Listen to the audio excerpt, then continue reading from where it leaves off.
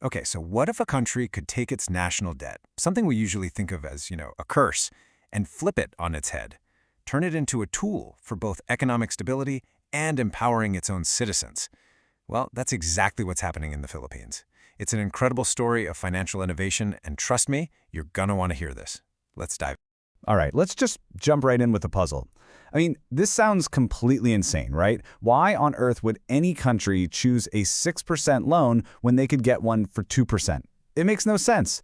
But stick with me here, because the answer to this question, well, it pulls back the curtain on a brilliant economic strategy that could change the whole game for how countries manage their debt. So to really get why their solution is so smart, you first have to understand the problem they're trying to solve. And for a lot of developing nations, borrowing money on the world stage, it's a huge gamble, a really high-stakes one. They call it the currency curse. And at the very heart of this curse is this idea that economists have a kind of dramatic name for: original sin. Now, we're not talking religion here. This is all about finance.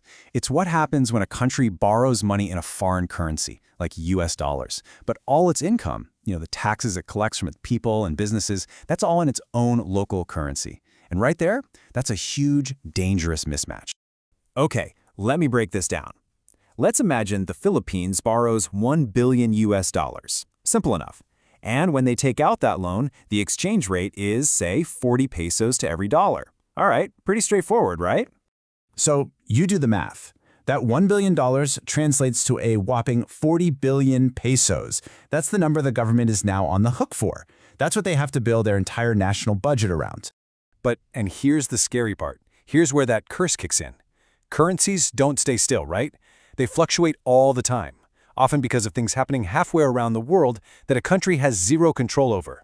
So what happens if the local currency, the peso, starts to weaken, and that exchange rate slides from 40 all the way to 60 pesos for $1? Boom! Just like that, their debt explodes. That same $1 billion loan is now worth 60 billion pesos. Get this, that's a 50% jump in what they owe, and they didn't borrow a single extra penny. This is the brutal, brutal reality of original sin.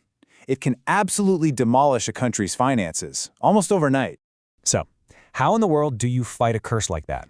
Well, the Philippines has an answer, and it's a strategy that's basically like taking out an insurance policy for their entire economy. They call it the 90-10 plan. You see, they've already made this huge strategic pivot.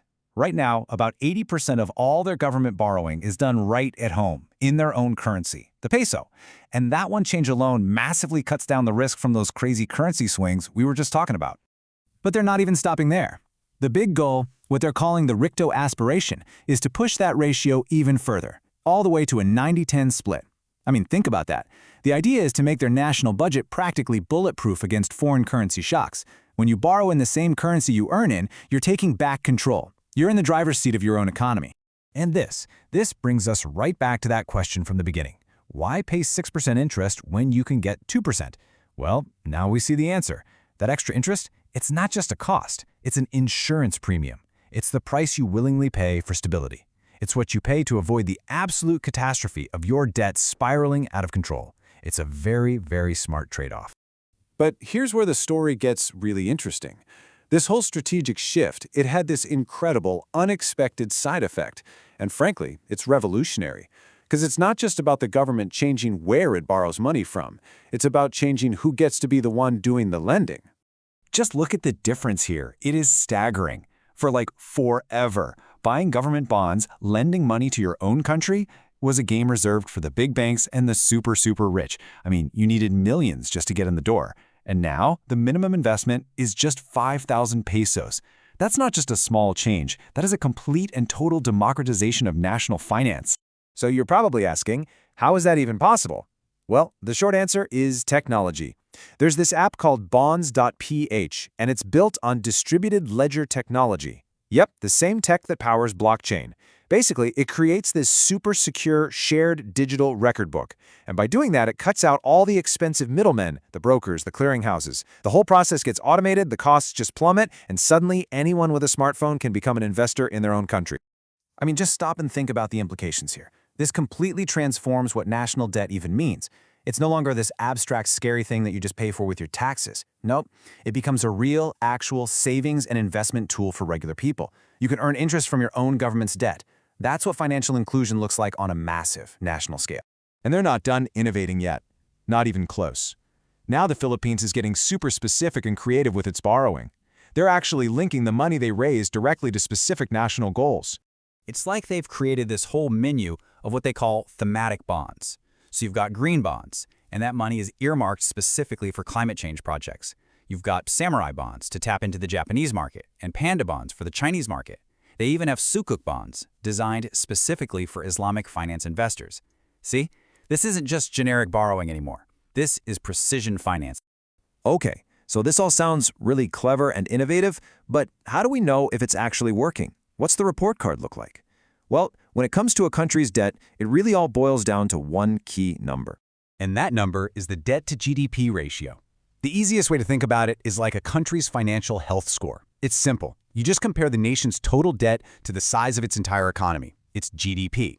And just like a golf score, the lower the number, the better. It means the country can easily afford to pay its bills. So let's take a look at the dashboard. That 60% line you see, that's kind of the magic number. It's the level that's internationally seen as a healthy, prudent threshold. And as you can see, the Philippines is hovering right around that mark. They're basically right on the line, and they have a clear plan to get even further into the safe zone.